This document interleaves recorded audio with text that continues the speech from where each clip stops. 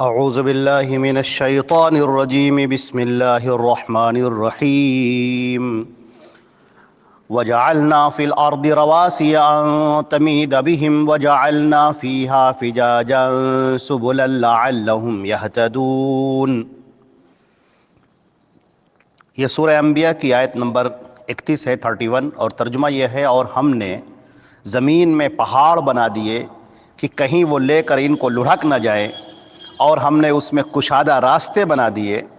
تاکہ وہ راستوں کو پا سکیں۔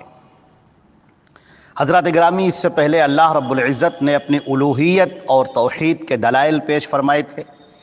بندوں کے سامنے اس کے خالق نے ایک ایک چیز کھول کھول کر بیان کر دی کہ انسان غور کرے، تفکر سے کام لے، سوچے، اپنے آپ پر غور کرے، آسمان پر غور کرے، زمین پر غور کرے، اپنے ارد گرد کی چیزوں پر غور کرے، اور اللہ رب العزت کی حکمت کی جلوہ گری کو دیکھے کہ کس طرح اس کے خالق و مالک نے اس پوری کائنات کو سجا دیا ہے اور کتنے اچھے انتظام کے ساتھ میں یہ دنیا رواں دواں ہے۔ اس پر انسان غور کرے اور اس طرح سے وہ اپنے خالق کی معرفت حاصل کرے، رب ذوالجلال کی معرفت حاصل کرے، اور شرک سے باز آ جائے، کفر سے باز آ جائے۔ چنانچہ اس سے پہلے کے جو دلائل دیے گئے تھے اس کے اندر بھی آسمان اور زمین کے اوپر غور کرنے کی دعوت دی گئی تھی، اور اس میں بھی فرمایا گیا وَجَعَلْنَا فِي الْأَرْضِ رَوَاسِيَ، ہم نے زمین پہ پہاڑوں کو رکھ دیا ہے۔ زمین پر ہم نے پہاڑوں کو رکھ دیا ہے۔ یہ پہاڑوں کو رکھنے کی حکمت کیا ہے؟ ان تمید بہم، کہ وہ اس کو لے کر ایک طرف مائل نہ ہو جائے، یعنی یہ زمین کے ساتھ۔ اب یہ یہاں پر غور فکر کرنے کی دعوت دی جا رہی ہے انسان کو، اور ذرا آپ آج سے 1400 سال پہلے کی زندگی پر غور کریں۔ یہ سائنس اور ٹیکنالوجی کا کچھ بھی وجود نہ تھا، اور انسان جانتا ہی نہیں تھا کہ یہ زمین کیا ہے، زمین کے نیچے کیا ہے، زمین کے نیچے کیسے زمین ہے، آسمان کے سیارے کیا ہیں، پلانٹ کیا ہیں، وہ جانتا ہی نہیں تھا، کچھ بھی اس سے واقف نہیں تھا۔ لیکن قرآن پاک نے یہاں پر گرہیں دی ہیں، عقل و شعور کے لیے راستے کھولے ہیں، ہدایات دی ہیں۔ کیسے بیان کیا اللہ رب العزت نے؟ اس سے پہلے کی جو آیت تھی، آیت نمبر 30، جس کے اندر بیان کیا کہ آسمان اور زمین پہلے ملے ہوئے تھے، پھر ہم نے ان کو پھاڑ دیا اور ان کو الگ الگ کر دیا۔ اور اب یہاں پر دعوت دی جا رہی کہ تمہاری یہ زمین بھی کس طریقے سے بندھی ہوئی ہے انہی اجرام سماویہ کے ساتھ میں، آسمان کے جو پلانٹ ہیں ان کے ساتھ میں یہ زمین بھی ایک اسی کا حصہ ہے، اور کس طریقے سے زمین ہے، اور اس کو روکے ہوئے ہیں پہاڑ کہ کہیں ایک طرف وہ گردش نہ کر جائے، ایک طرف کہیں وہ مائل نہ ہو جائے۔ اور فرمایا وَجَعَلْنَا فِيهَا فِجَاجًا سُبُلًا، اور ہم نے اس کے اندر کشادہ راستے رکھے۔ فج کہتے ہیں دو پہاڑوں کے درمیان جو راستہ ہوتا ہے، جو درہ ہوتا ہے جس سے نکلا جاتا ہے۔ پروردگار نے فرمایا کہ ہم نے ان پہاڑوں کو رکھا، اور پہاڑوں کے درمیان ہم نے راستے بنائے کہ انسان ان کشادہ راستوں سے نکل سکے۔ اور فرمایا لعلہم یہتدون، شاید کہ یہ ہدایت حاصل کر لیں۔ یہاں پر ہدایت دو معنوں کے اندر استعمال کیا گیا ہے۔ ایک تو یہ ہے کہ شاید کہ وہ راستہ پالے۔ یہ پہاڑوں کو رکھا، پہاڑوں کے درمیان راستوں کو رکھا تاکہ لوگ آسانی سے ایک جگہ سے دوسری جگہ پر پہنچ سکے، ایک مقام سے دوسرے مقام کی طرف سفر کر سکے۔ ایک تو یہ اس کے پیچھے مقصد ہے، اور دوسرا اس کے پیچھے مقصد یہ ہے لعلہم یہتدون، تاکہ وہ ہدایت کی راہ اختیار کر لیں، وہ غور کریں کہ آسمانوں کا بنانے والا کون ہے، زمین کا بنانے والا کون ہے، زمین پر ان پہاڑوں کو رکھنے والا کون ہے، اور ان مضبوط پہاڑوں کے درمیان راستوں کو بنانے والا کون ہے۔ انسان اپنے آپ پر غور کرے، اپنی تخلیق پر غور کرے،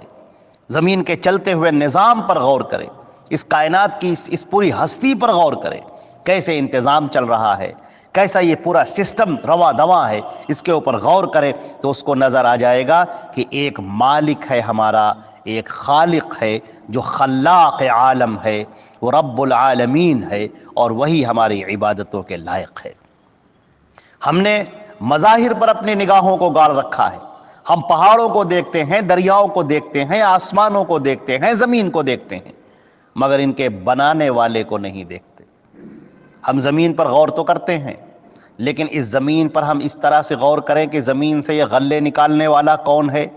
آسمان سے پانی برسانے والا کون ہے جس نے ہم کو وجود بخشا ہے، وہ ہم سے کیا چاہتا ہے، اس نے ہم کو کیوں اس زمین پر بھیجا ہے، اس طرح کے جو یہ سوالات ہیں اللہ رب العزت خود ان کے جواب دیتا ہے کہ ہم نے تم کو اس لیے پیدا کیا ہے تاکہ تم حسن عمل پیش کرو۔ تم دنیا کے اندر آئے ہو مگر ہمیشہ کے لیے نہیں آئے ہو، تم کو ایک تھوڑی سی زندگی دی گئی ہے اور اس کے بعد تمہیں ہمارے سامنے کھڑا ہونا ہے اور اپنی پوری زندگی کا حساب دینا ہے۔ اب کوئی بچ نہیں سکتا۔ اگر تم نے نیک کام کیے ہوں گے تو تمہارے لیے اللہ کی ضیافت ہے، جنت کے دروازے ہیں جو تمہارے لیے کھلے ہوئے ہیں، اور اگر تم نے مجرمانہ کردار ادا کیا ہے، ظلم اور ستم کی راہیں اختیار کی ہیں، زمین پر فساد برپا کیا ہے، کفر اور شرک کی راہ اختیار کی ہے، تو پھر جہنم تمہارا انتظار کر رہی ہے۔ لہذا تمہارا دنیا کے اندر آنا ایک تھوڑی مدت تک کے لیے ہے اور بطور امتحان ہے۔ چنانچہ اللہ رب العزت نے فرمایا کہ انسان یہاں پر غور کرے۔ اس طرح کی تقریباً یہاں پر 6 نشانیاں پیش کی گئی ہیں، یہ لگے ایک ساتھ تواتر کے ساتھ میں۔ دیکھیے، سب سے پہلے یہاں پر غور و فکر کرنے کی دعوت دی گئی ہے آسمان اور زمین، اور آسمان کے اوپر جو سیارے ہیں ان کے اوپر انسان غور کرے۔ زمین سے کس طرح سے ہر چیز زندہ پیدا کی جا رہی ہے، زندگی کیسے قائم ہے پانی کے ذریعے سے، زندگی کا وجود کیسے ہے پانی کے ذریعے سے، اس پر غور و فکر کرنے کی دعوت دی گئی۔ اور اب یہاں پر دعوت دی جا رہی ہے کہ تم زمین پر غور کرو کہ ہم نے پہاڑوں کو یہاں پر نصب کیا ہے۔ یہ پہاڑوں کی ایک پورا جو سلسلہ ہے، جو چین ہے، وہ ان جگہوں پر ہونا جہاں پر اس کے لیے ضرورت تھی، اور پہاڑوں کا اس جگہ پر نہ ہونا جہاں پر ضرورت نہیں تھی۔ یہ اللہ رب العزت کی قدرت کی ایک دلیل ہے۔ پہاڑوں کو اس نے کس طرح سے اس مقام پر رکھا ہے تاکہ یہ زمین لڑھک نہ جائے، زمین تمہیں لے کر ایک طرف مائل نہ ہو جائے۔ یہاں پر زمین کی گردش کا بھی اشارتاً ذکر کر دیا گیا۔ زمین گردش کر رہی ہے، زمین چکر لگا رہی ہے، آگے اس کا ذکر آ رہا ہے اگلی آیت کے اندر، آیت نمبر 33 کے اندر اس کا بھی ذکر آ رہا ہے۔ تو یہ قدرت کی وہ عظیم نشانیاں ہیں کہ انسان غور کرے، اور جب بھی ان چیزوں کے اوپر انسان غور کرے گا وہ اپنے خالق اور مالک کو پالے گا۔ وہ سوچے تو صحیح، اس زمین کو پیدا کرنے والا کون ہے، زمین کو بنانے والا کون ہے، ہم کو اس دنیا میں بھیجنے والا کون ہے۔ پھر اللہ رب العزت کی یہ کتاب ہم سے کیا مطالبہ کرتی ہے، وہ ہمیں سچائیوں کی راہ دکھاتی ہے اور ہمارے سامنے ایک روشن شاہراہ کھول دیتی ہے کہ تم اس پر چلتے ہوئے چلے جاؤ اور اللہ رب العزت کی معرفت حاصل کرو، اور اس کے بعد اللہ کی بنائی ہوئی جنت میں داخل ہو جاؤ اگر تم اس کی باتوں کو مانتے ہو، اس کے احکام کو تسلیم کرتے ہو، زمین پر اس طرح سے رہتے ہو جس طرح سے اللہ رب العزت تمہارا خالق و مالک چاہتا ہے کہ تم اس زمین پر رہو۔ اور اسی لیے اس نے اپنے رسول کو بھیجا، حضرت محمد مصطفیٰ صلی اللہ علیہ وسلم کو، اور ان کے اوپر پیغام اتارا کہ وہ اس کے بندوں کو بتا دیں کہ اس زمین پر کیسے رہا جائے، کیسے زندگی گزاری جائے، اور کس طرح سے تم زندگی گزارو کہ اس کے بعد تمہیں اللہ کی رضا حاصل ہو جائے، اللہ کی خوشنودی اور اس کا انعام حاصل ہو جائے، اور کس طرح سے زندگی مت گزارو کہ اس کو کرنے کے بعد، اس کی منع کردہ چیزوں کو کرنے کے بعد پھر تمہارے لیے جہنم کے دروازے کھل جائیں، اللہ کی سزا کے دروازے کھل جائیں۔